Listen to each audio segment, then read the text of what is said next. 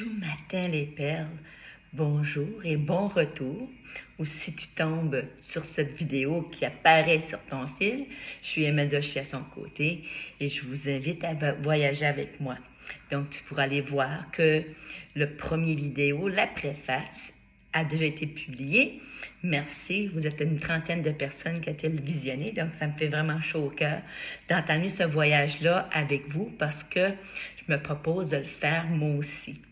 Donc, pour continuer le voyage, je vais vous expliquer que j'allais vous faire la lecture de Ici, maintenant, je me choisis, mon livre que j'ai publié il y a de ça déjà 6 ans. 6 ans, c'est ça? Ça passe vite le temps.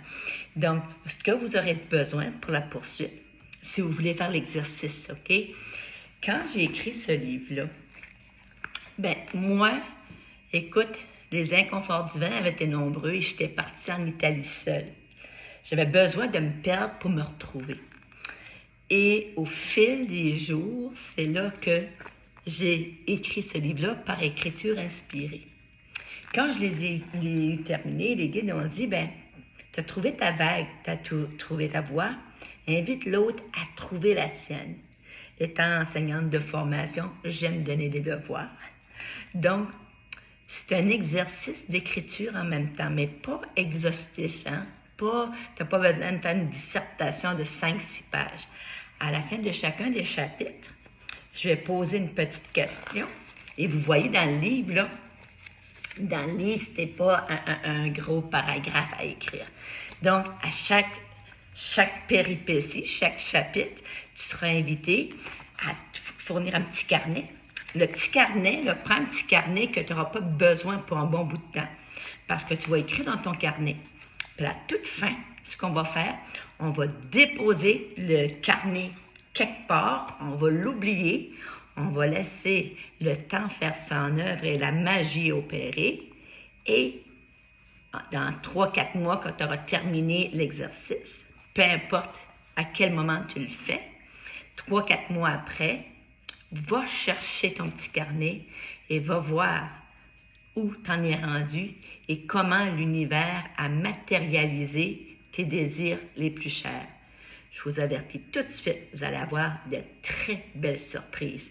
Pour l'avoir écrit, pour l'avoir réalisé, pour avoir vendu au-delà de 800 copies, à travers mon patelin, puis au Québec, en Ontario et même en France, je vous dirais que c'est un petit bouquin magique. Donc, on y va pour le chapitre 1. Donc, j'avais parlé de la 4e de couverture, mais je n'avais pas présenté le livre, la face. Ici, maintenant, je me choisis. Cette photo-là, c'est pas ma vraie photo, parce que ma vraie photo que j'avais prise en Italie, c'était celle-ci. Mais comme les pixels n'étaient pas assez soutenus, c'était pas assez clair pour faire une photo de couverture. Mais en même temps, c'était Monterosso, à Sainte-Thérèse. C'est là que j'étais avec mon petit chapeau blanc en plus. Donc, on y va pour le chapitre 1 qui s'intitule « Se choisir ». Et ça, c'est la photo qu'il y avait dans mon livre. Il a fallu un deuxième vent de travers fort, glacial, pour me résoudre à poser un regard sur ma vie et de décider de me choisir. À 50 ans, je me fais le cadeau de m'offrir le présent, et ce, à chaque jour qui viendra. D'accueillir ici maintenant les signes que m'envoient mes guides, mes anges, mon daddy, ceux et celles qui m'aiment et qui éclairent ma route. C'est à la lecture du texte « Quitter cette vie pour sa vie » que les morceaux du casse-tête sont alignés à une vitesse vertigineuse. Je crois que mon lâcher-prise du moment, cet élan de lucidité nouvelle, ce désir de tout contrôler, mon côté carré, toutes ces facettes de ma personnalité ont finalement permis une ouverture à laisser des messages entrer. J'étais enfin prête et maintenant disposée à les accueillir sans jugement, sans analyse approfondie, seulement de les embrasser, de laisser Dieu ou toute autre entité supérieure mettre en œuvre son dessein. Que je puisse être l'instrument de semer encore plus d'amour et de lumière sur cette terre que l'on torture parfois, afin de se trouver, de demeurer dans le paraître, de combler ces vides au fond de nos êtres. Des vides trop souvent créés par des manques d'amour envers soi, des manques d'amour envers les autres, de la jalousie, de l'envie, d'une quête de pouvoir, d'une envie de dominer pour se sentir vivant, d'avoir enfin l'impression d'exister. Tout à coup, le soleil semble plus radieux, plus chaud, plus attrayant. C'est comme si une bulle de sérénité m'enveloppait pour me permettre d'être, tout simplement.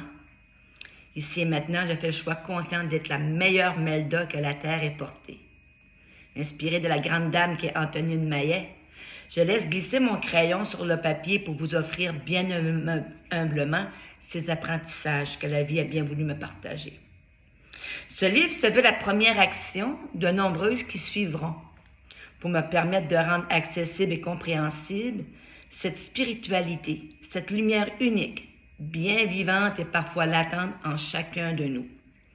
Je veux démystifier à ma façon ces dogmes bien établis en m'éloignant de ces cadres théoriques des grandes religions qui associent trop souvent spiritualité avec paramètres, lois et commandements. Ne possédant pas une vaste étendue de connaissances dans ce domaine, je veux me tourner vers ma compréhension de l'essence même de l'humain, créé à l'image d'un être supérieur et divin, en l'occurrence chacun de nous, et de décider de faire des choix me permettant de vivre mon unicité, de me reconnaître enfant de lumière et surtout d'accueillir l'être fabuleux et merveilleux que je suis. Tellement d'êtres de lumière sont brisés par la maladie ou le maladie. Et l'une des conditions de plus en plus fréquentes est diagnostiquée comme l'épuisement professionnel, plus communément appelé burn-out. Brûler extérieurement. Et si on s'était trompé au niveau de la connotation? Ce mal de l'être qui prend tout à coup le contrôle de notre vie est créé par cette persistance à vouloir entrer dans un cadre qui trop souvent n'est plus le nôtre, rigide, étroit, immuable. Et tout à coup, on s'étouffe peu à peu avec cette fumée créée, peut-être parce qu'on est en train de brûler intérieurement. Ce burn-in qui fait éteindre peu à peu notre étincelle de vie, notre passion, et parfois qui remet tout en question, voire notre existence. Et si on choisissait de sauter de l'immeuble en feu pour sauver sa vie? Si on décidait de se choisir parce qu'on mérite de se sauver, ne le feriez-vous pas? Est-ce qu'on penserait à notre dernière chicane avec l'un de nos proches? Est-ce qu'on se soucierait de l'épicerie qui coûte trop cher? Est-ce qu'on se préoccuperait des prêts de la maison, de la voiture ou tout autre gadget intéressant qu'on a acheté pour s'acheter une vie?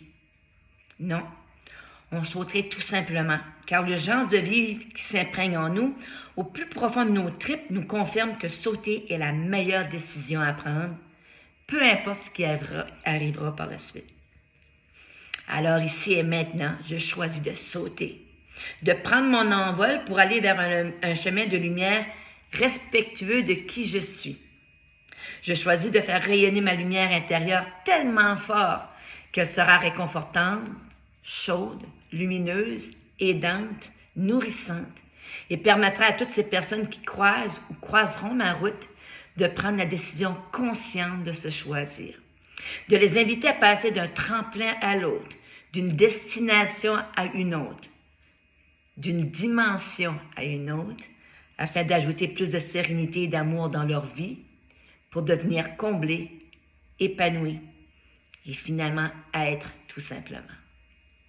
Si ce livre pouvait aider une personne à comprendre certains apprentissages avec moins de douleur ou encore recevoir en cadeau quelques signes qui transformeront sa vie, pourquoi ne pas essayer?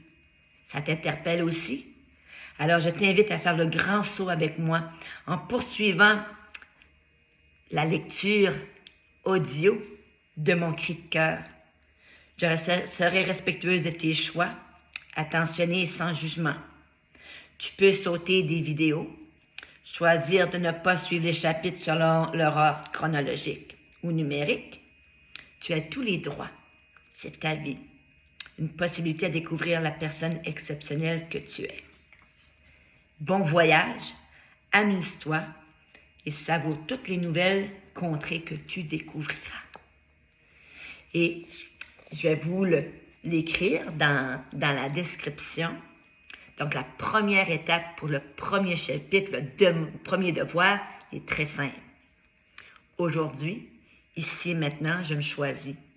Je me souhaite de belles découvertes et on va signer notre nom et la date que tu commenceras ce voyage-là avec moi. Donc, je suis vraiment enthousiasmée, pour ne pas dire excitée, en bonne acadienne de Caraquette, Nouveau-Brunswick au Canada. Ça, je ne l'ai pas mentionné. Merci les personnes qui s'abonnent à ma chaîne, qui font des j'aime, des pouces ou qui écrivent des commentaires. Je vais vous lire avec grand bonheur. Et merci de partager. Si tu penses que mon message peut aider quelqu'un que tu aimes beaucoup, à lui aussi, à elle aussi, se choisir. En direct de Caraquette, je te vois, je t'aime. Gros bisous et bientôt, on se prépare pour le chapitre 2. 12 journées les perles et à très bientôt.